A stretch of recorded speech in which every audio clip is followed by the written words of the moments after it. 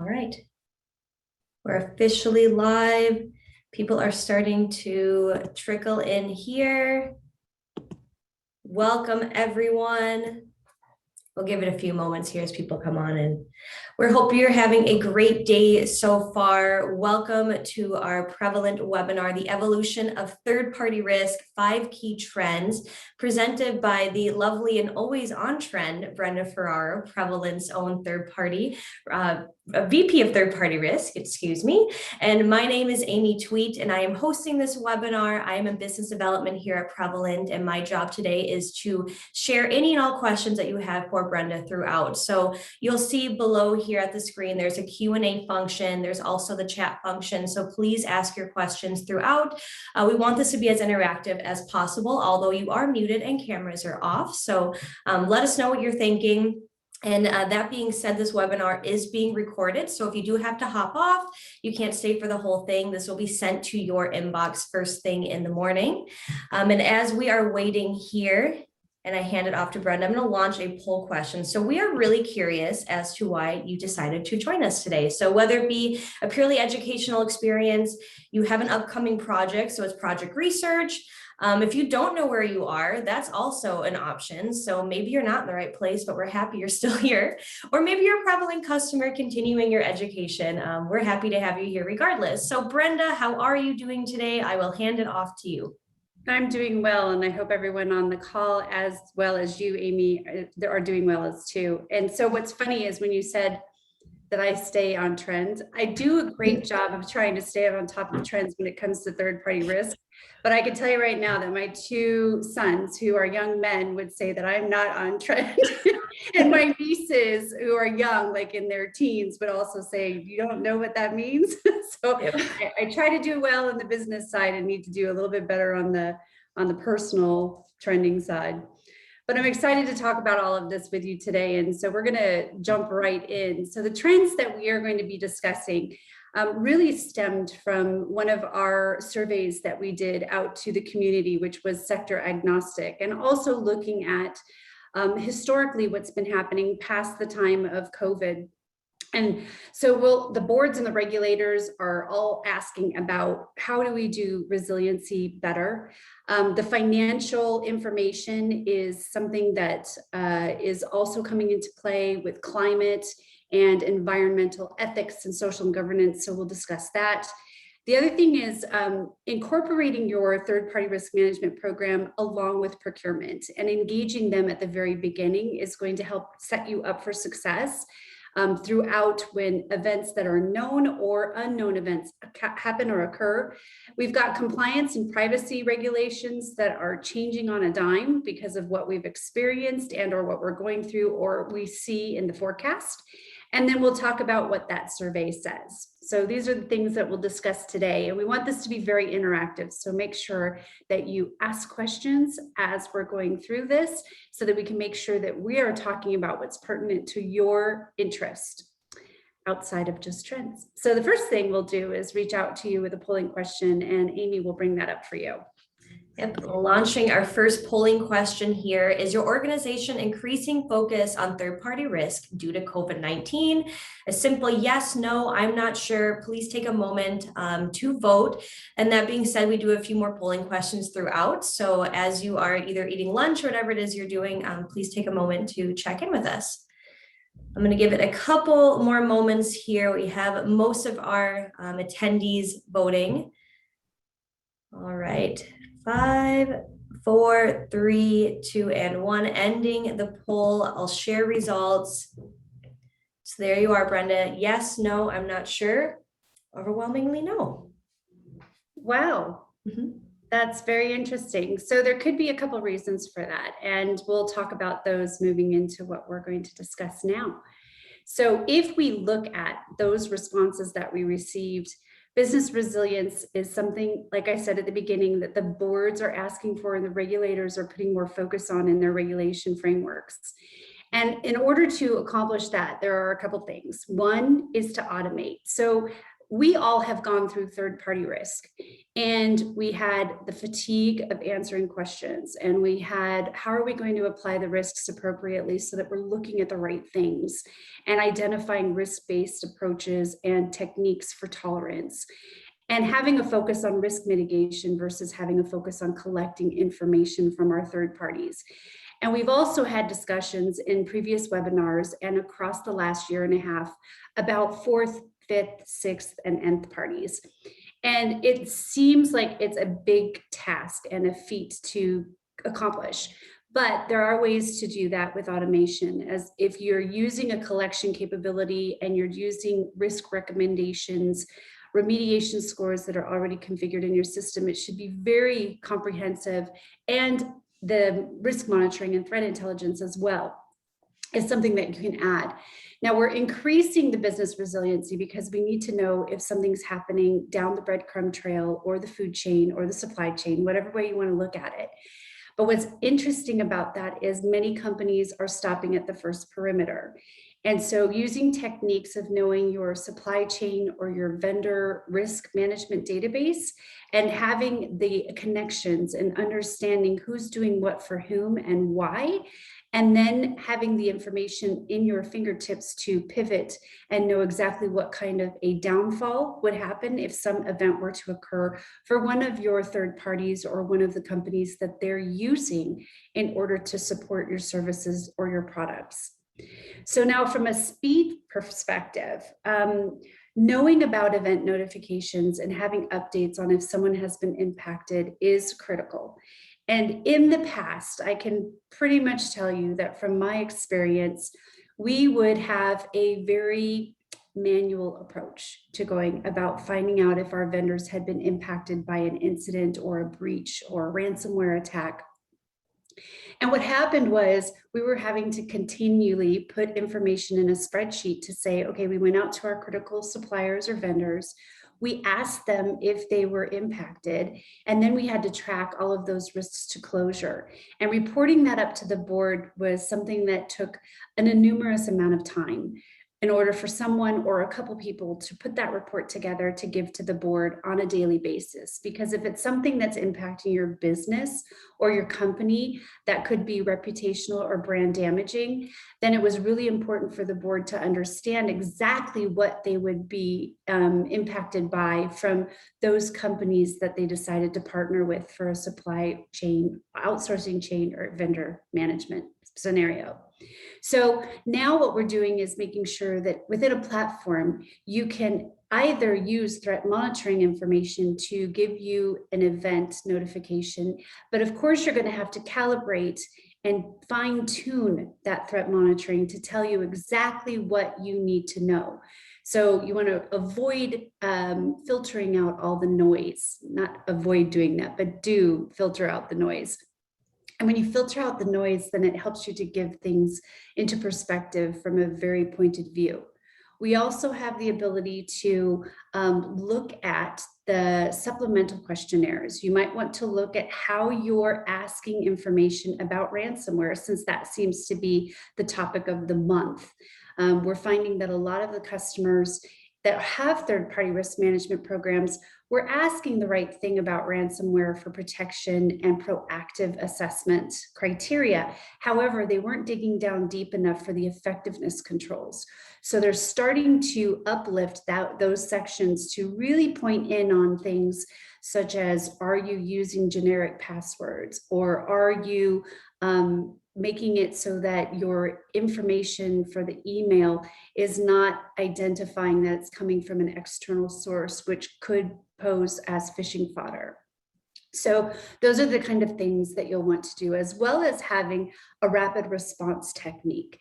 And what that really means is if you're not able to see the information that you need to from a threat monitoring fine-tuned perspective, or you haven't been asking more pertinent information that's contextual in your questionnaires, you have the ability for things like SolarWind or MS Exchange to outreach to the vendors very rapidly and have them answer maybe say 9 to 12, so 2 handfuls of questions that would say I'm either impacted or I'm not at the very beginning, and then suppress all of the subsequent questions. So one company could just get one question and it would say, are you impacted, yes or no? If no, then they're not having to answer anything else. But if yes, then all that information would apply. And the value that that brings is really important because the board's asking, what is our status? What is our health? What is the temperature check for who we have and where we're impacted, not just internally at the core, but also with our third parties that we're using and even to the nth parties for our critical systems. And then the executive reporting, of course, as well would need to see the same information. Now, the final thing that's really good about this is that regulators want to see that you are focusing on resilience, and having these types of programs and processes in place will help for you to demonstrate proof to those auditors and regulators that we do have a plan, we do have techniques that we use, and we're asking the fundamental things that we need to know, whether it's looking at threat monitoring reports, financial reports, reputational reports, and or questionnaires. So moving into the incident management tasks, I had talked about rapid response, and rapid response is a technique that has what I call the Big 10 process steps. And you'll see those listed over in the wheel. I'm not going to go into those in ad nauseam because they're very logical. It really talks about the assessments and identifying how to outreach and what type of things you could use in order to capture normalized risk based on the responses and having those types of mapping capabilities. Now, if you don't have a team that's built with a lot of resources to do this type of work, you can look into managed services, or you can use this as a self-service scenario for yourself. But really having that platform and centrally managing all of those vendors and having a way to report on the progress and mitigations are the 2 most important things when it comes to rapid response. So Amy's beautiful face popped up, so that means there must be a question. Yeah, we have our first question. So how do companies integrate existing third-party due diligence tools and processes in increasing pressure to manage down the supply chain? And I'll continue on with the question. So it says A, include subtractors in TPDD, examples, cascade responsibility to third party, or B, assess key subcontractors as a separate due diligence process, example, company takes ownership of subcontractor due diligence. Did you get all that? I like how they put that in like a polling question form. Thank you. Yeah. So if I were to answer that question in 2013, I would say B. But nowadays, what's happening is that they are starting to look at including their critical third parties and making sure that they're identifying, if not having them do an assessment on the platform itself, they're asking the third parties to provide the responses or the vulnerabilities that were identified. And so in threat monitoring, what's great in some of the threat monitoring, ours is one of them, you're able to look at the tech stack and identify who's using what type of services from the tech stack perspective. You also can have the ability to direct link and associate the third, the fourth, and the fifth parties along with what business units are using them. So I really highly recommend that if you are using the old approach, which was B, I would go towards A and start with your critical third parties with the first launch of your program, and then do a campaign that would include the high and then the medium, and then if needed, the low. Amy, another one? Yep, another one. How can we use Prevalent's risk scoring generated in the SIG Lite and threat monitoring to compare vendors? Can we compare a quantitative and a qualitative levels as well? Yes, so I would recommend that you go to one of our sales engineers that can help you determine exactly the right approach for you, because we are very flexible with some of our techniques and features. However, the best way to understand what Prevalent is approaching is taking the questionnaire responses and mapping those to threat intelligence for a normalized risk. So they're already associated and you can have that information at your fingertips. Now, when it comes to looking at it from a qualitative and quantitative, we do have features available that you can calculate both. And it would be just as simple as configuring exactly what your tolerance is going to be and putting some time into making sure that the platform is appropriately established to what you're looking for. But I would highly recommend having an engineering session where you could see exactly what those features do to show you what would help.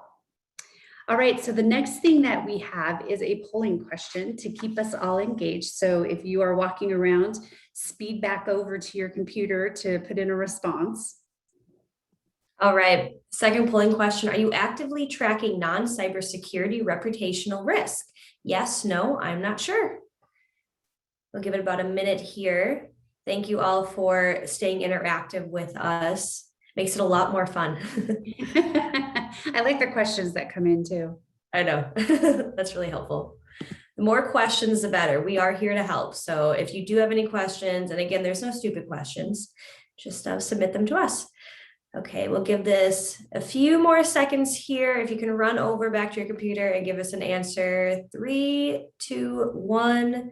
All right, ending the poll and sharing results. So overwhelmingly yes, 47%, no 35, and I'm not sure at 19%. Good. That's excellent. So I'm very happy for the ones that are. So these next couple of slides may or may not be extremely pertinent to you, but it's something that I want to just raise as a reminder. So ESG really focuses on the integrity of the organization. This is one of the non-cyber areas that has decided to spike up in the last couple months. It was percolating during COVID, but now we're talking about it a lot. We have blogs and webinars that are on Prevalent site that go into more detail about ESG. And there are some things that we have to help to get set up for success. Now, when I talk to individuals about ESG, they're saying that they're feeling it more prominent in the financial industry, but that does not mean that it's not going to hit every industry at some point in time if it hasn't already. And many procurement organizations were looking at this, but it's becoming more stringent and regulated. So if you look at the environmental and social and governance is what ESG stands for. The environmental area is measuring and reporting on organizations' values and commitments regarding stewardship and to the natural world and environment. And those are things like pollution, waste, climate change, and things like that. The social side does the measuring and reports on the values and commitments regarding how it treats its people. We've heard a lot about human rights and diversity, inclusion, anti-slavery, customer partner relations. And so this is another area that is receiving a lot of focus. And then the governance area is about the cultural and behavioral organizations in context with the values and commitment that you have with your organization as well. So having reputational reporting and financial reporting and business reporting has been something that has been added to third-party risk management programs extensively. It's not just about cyber anymore because things can happen from every level of component from environmental, social, and governance. For example, there was a report that went out from an environment perspective that, and from a governance perspective, where there was a beaver that ate through some of the internet connections for British Columbia. And so some healthcare stuff wasn't able to be accomplished. So it doesn't really have to be all with cyber related scenarios. We could have a natural situation with an animal that can cause a cyber conflict as well.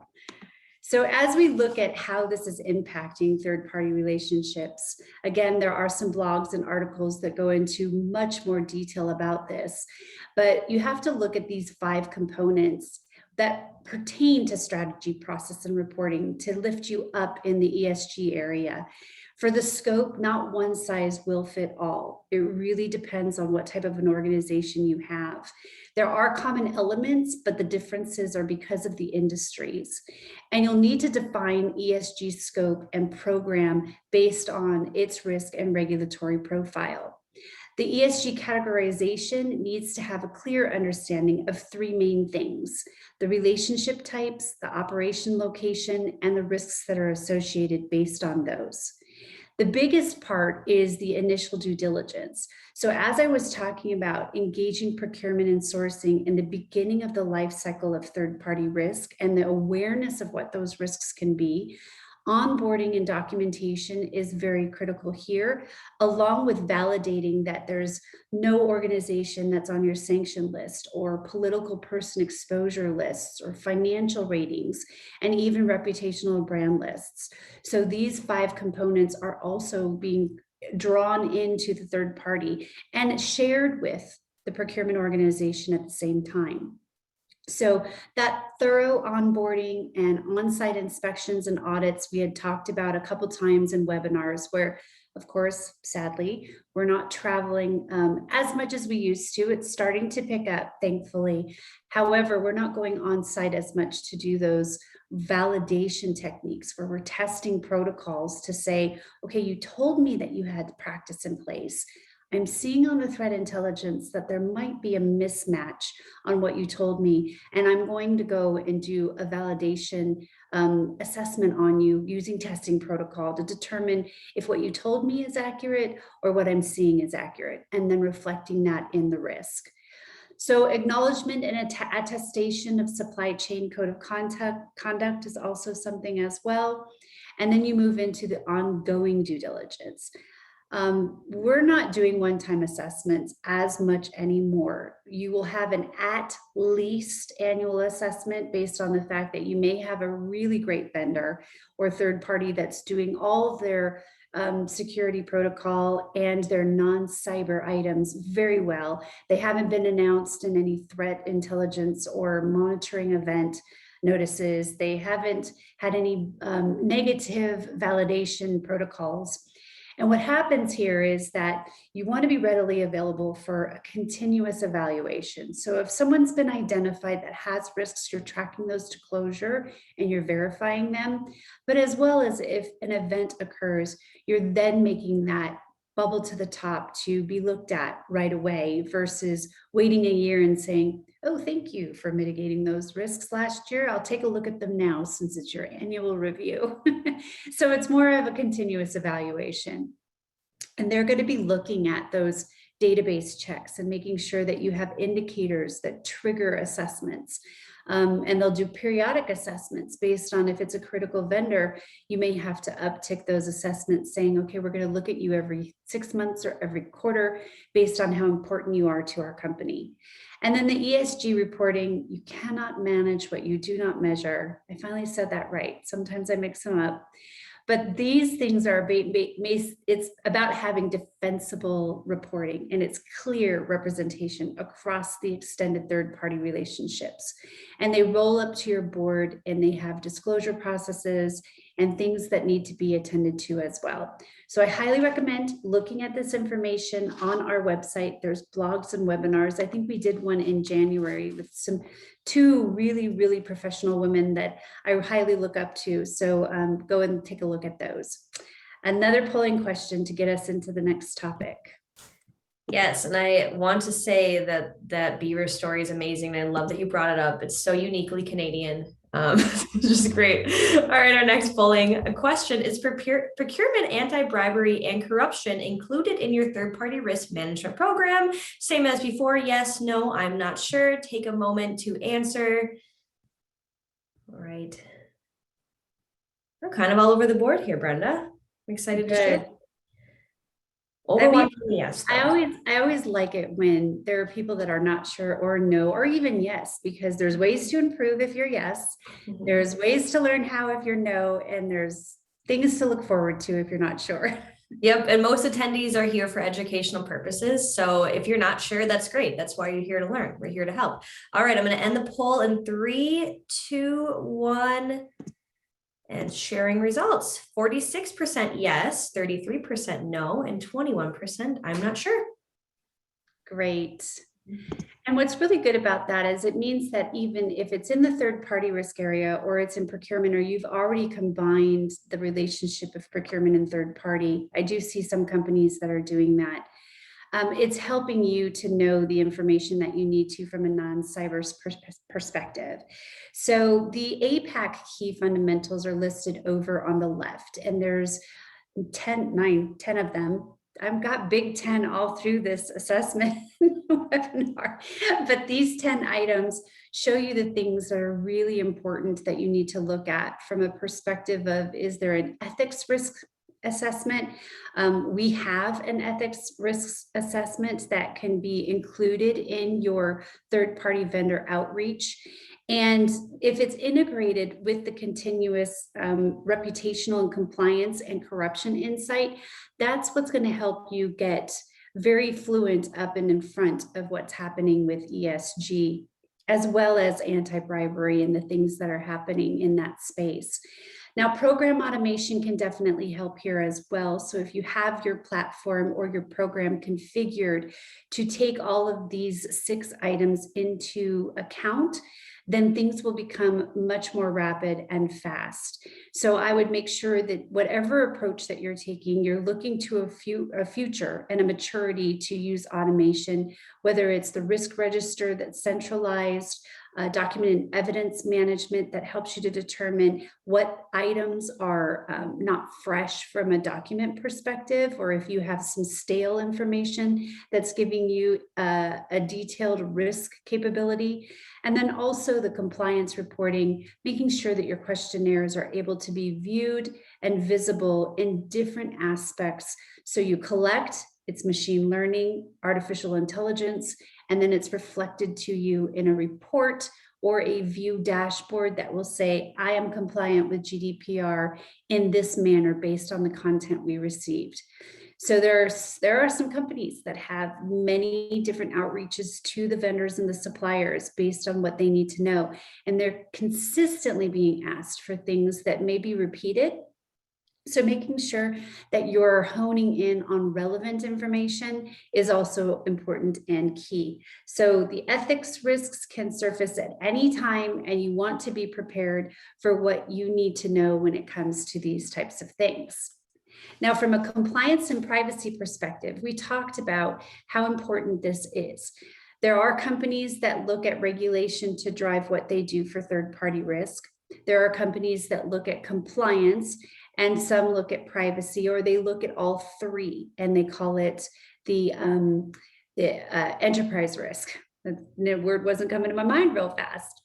But what you'll see here is if an assessment is required or if monitoring is required based on regulatory compliance and privacy perspectives. So for example, if you're using GDPR, the assessment is required. However, in the near future, I wouldn't be surprised if they started asking for monitoring. And then for OCC, you also see that it's used on both parameters for assessments and monitoring. So if you start using a program that's using threat intelligence, continuous evaluation, and assessment required, then you'll have a very fluent program that can address many, if not all of these areas moving into the future. And of course, we're getting compliance and privacy regulations that are changing. I think that some come almost every year. So we need to make sure that we're keeping up to par with all of those. Additional reports that can help you in supporting compliance is if you have a platform that's able to give you an entity profile report. So you've gone and you've done your collection, you've looked at your threat intelligence, you understand your normalized risk, you've identified all the risks that matter for your pertinent tier or category of third parties, and then you also understand how they are interconnected with other companies and your business units.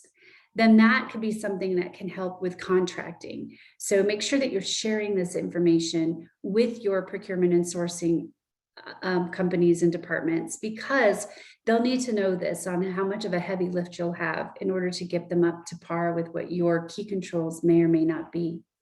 Threat monitoring is something that if you're running it, share it with your companies that you're doing assessments on.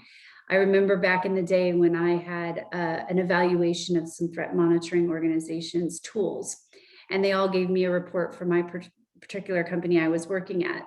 And I noticed that there were things out there that I needed to clean up. Well, that's going to be the same case for your vendors and your third parties and your nth parties.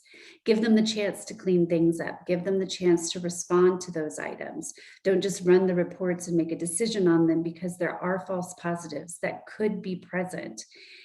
Along with the financial reporting, so having a comprehensive financial report that gives you information about bankruptcy, profit loss statements, asset liabilities, these have been more important and have become something that's very critical to your program based on what we've gone through and the supply chain breaks that we've experienced.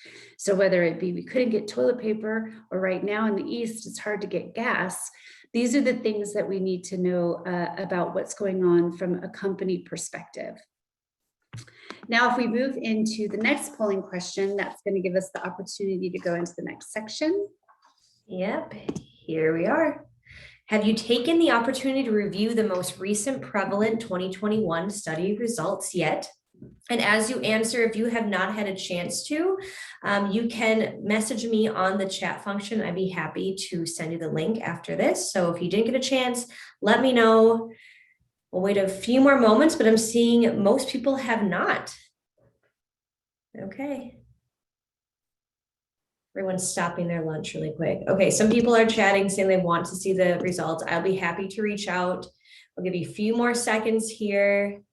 3, 2, and 1. It's 96% no, and about a 4% yes. So I will be busy after this sending out links to our study, and happy to do so. Great. And what's important about this is I remember when I went from the corporate world to the vendor world, one of the statements that was made to me is, Brenda, you need to keep up with the market. You need to know what's happening in the field. And in order for you to know what's happening in the field, you have to have those types of surveys and things presented so that you can take a pulse and a check on what's going on. What I found very interesting about the survey results is that there is a couple things. So these 5 topics are important. And as Amy has said, we have a vlog that went out, and also we've got the document that you can get your hands on, and we have some articles and some press releases that talk about what's happening in the field today. This was agnostic from an industry perspective. So it's really looking at what is our maturity space in third-party risk. And I was very shocked that 40% of the companies that responded are not increasing their third-party risk due to COVID-19. And the reason for that is because I found that in the survey, a lot of companies are still using manual spreadsheets. And they're also understanding that it's not going to scale because they were doing a specific volume of assessments. And that has exponentially increased because of the fact that they have to not only check their first perimeter, but for critical employees, and sometimes their whole entire database, what is happening and what are they doing and how are they impacted or not impacted based on a information classification or an indicator model.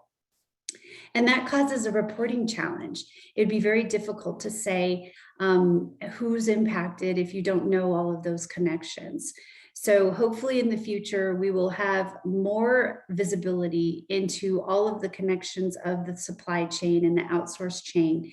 And we're doing a great job of getting ahead of that.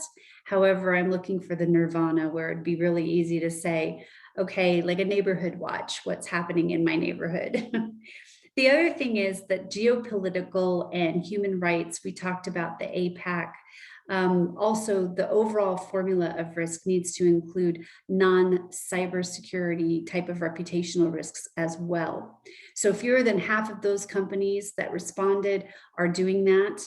And then from a procurement engagement perspective, it's important that we start incorporating procurement from the beginning. I found it very valuable to work with them as partners in the third-party risk management space, making sure that the contract and pre-contracting included ways for them to know and understand that as part of their segmentation of risk, that third-party risk and cyber risk and reputational risk was part of what they were looking at.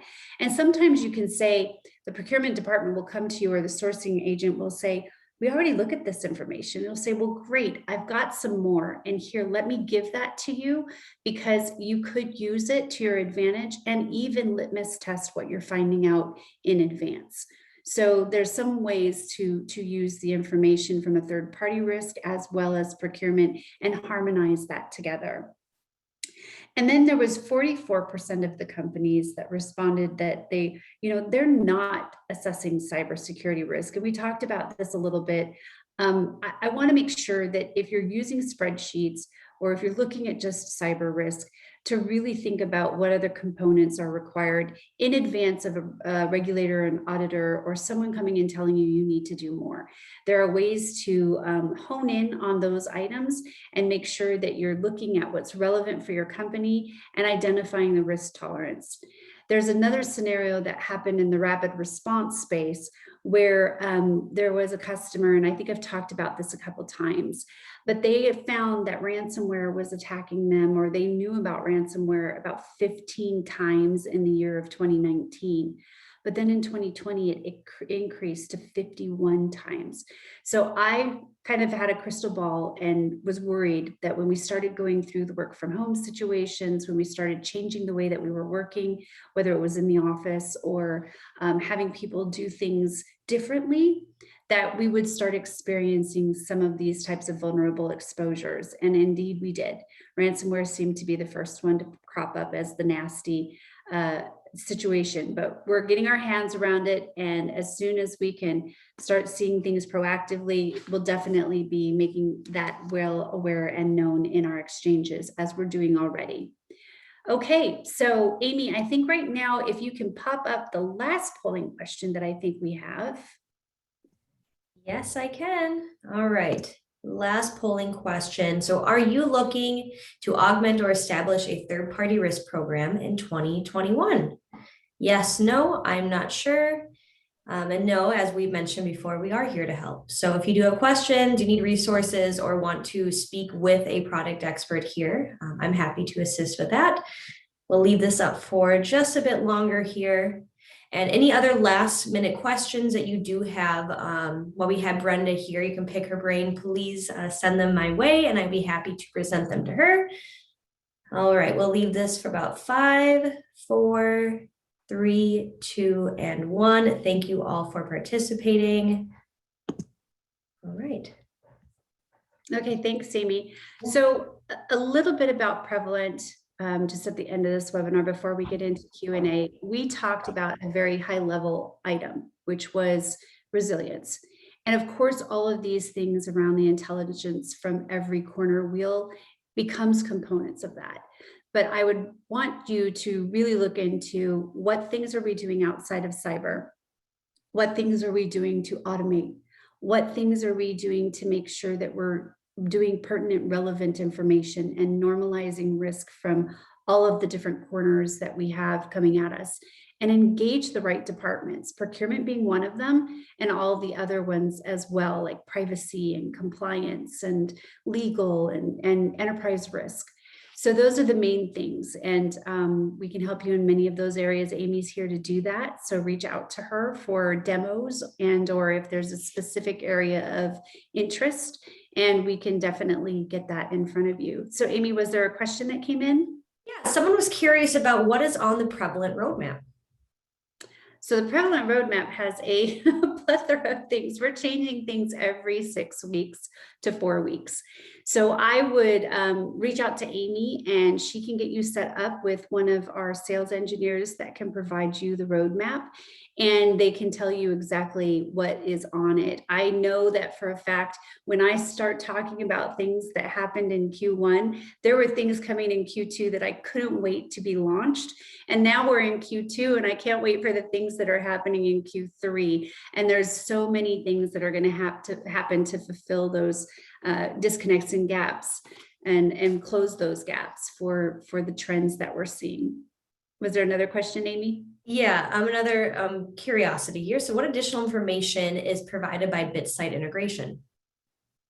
So from a Bitsight perspective, we have already launched the integration from a high level component.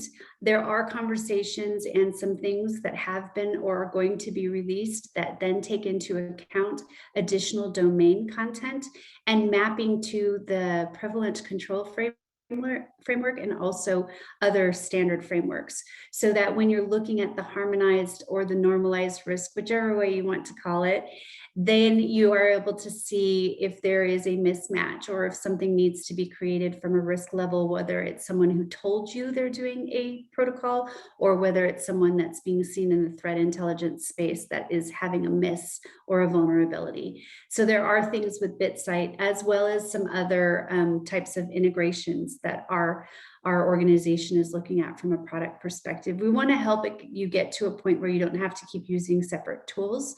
So that's definitely on the horizon, if not already put in. So go and take a look with Amy and see what we already have and where it's going. We are the trusted partner. We are very proud of our 2020 Gartner Magic Quadrant leader space. And we want to make sure that you know that as customers of Prevalent, if you become one, you are looked at as a business partner to help us improve whatever program you're doing versus what you're receiving in the platform. So just wanted to make sure you're aware of that. And we will go full-fledged into Q&A. We've got a lot of time left. Sometimes I run to the end and I'm squeezing in the last slides, but I wanted to make sure that we had enough time for Q&A. Yeah, we have plenty of time. This is great. So send your questions as we get near the end here. There's one additional question regarding Bitsight. So do you recommend to use Bitsight and to integrate in the phase 1 of Prevalent implementation? So from a Bitsight perspective, I'm just going to talk about that from a threat intelligence perspective. Threat intelligence and continuous monitoring can be used in multiple ways. And one thing is, if you're a large company that has a large volume of vendors that you have to assess, I would say run a threat intelligence report on every vendor because it will help you to prioritize as well as incorporate a litmus test to your intake and onboarding process. From there, you can share that information with your procurement department, and they can see very rapidly and quickly, here's what kind of a heavy lift we may have from this perspective. Now, threat intelligence tells you information for about 65% of what you need to know, and then the rest comes from questionnaires and from certifications and documentation evidence review.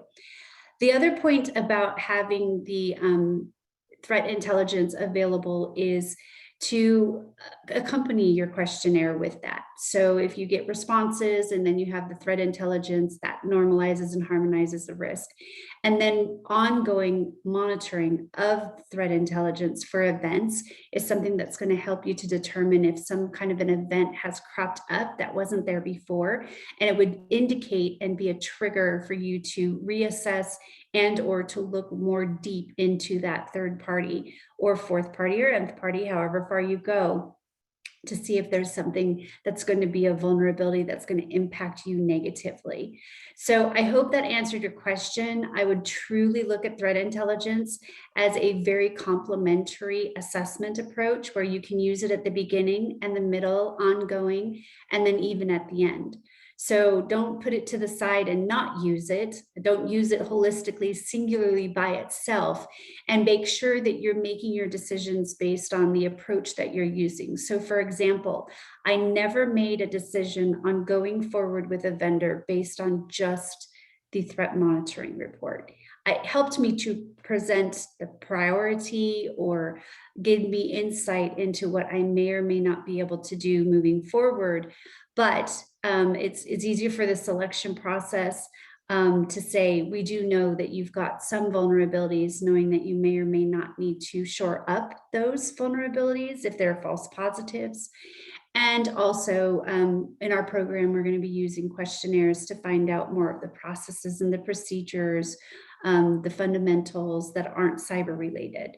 So hopefully that was a long-winded and helpful answer, but it's definitely something that you should be using. Hey, Brenda. So no additional questions yet. I think you gave everyone a lot to think about. So that was really wonderful. And I want to thank everyone. Oh, we have one more that just popped in. Okay, so from what you've seen and heard for those companies that had pandemic response plans before COVID-19, how accurate were those plans when faced with an actual pandemic? So that's actually one of my favorite, and I have many favorite questions, but when I do scenario-based tests with companies, the important aspect is to have a third party involved in those, and also to practice with them, how would it be if we were to receive a pandemic situation or an event or some type of non-cyber related thing that we needed to find out from those third parties. Now, I would say that because we were forced to pivot very quickly, it was hard for some companies to keep up with the numerous amounts of responses that they had to get, and it caused a little bit more fatigue. So sometimes you'll see the pendulum swing to where those questionnaires are now making it so it's harder for employees to do the work that they need to do because they're responding to the questionnaires. So if I were to give some insight on how we're doing now, I think we're getting much better. I think that now that we're making it more fluent and shareable across the ecosystem of exchanges and networks, that's helping. And we're starting to use managed services to do the outreaches for us. We're fine tuning the threat monitoring information so that we know that there's not noise that's being provided versus the pertinent information for those accounts. So things are definitely looking up and brighter. But I also would say that I think that if I answered your question of how was it when we went through it, we got through it, and thank goodness we did. But there's ways that we could take lessons learned from that and make it better as we move forward. And I think we're very well on the road to doing that. Well said, Brenda.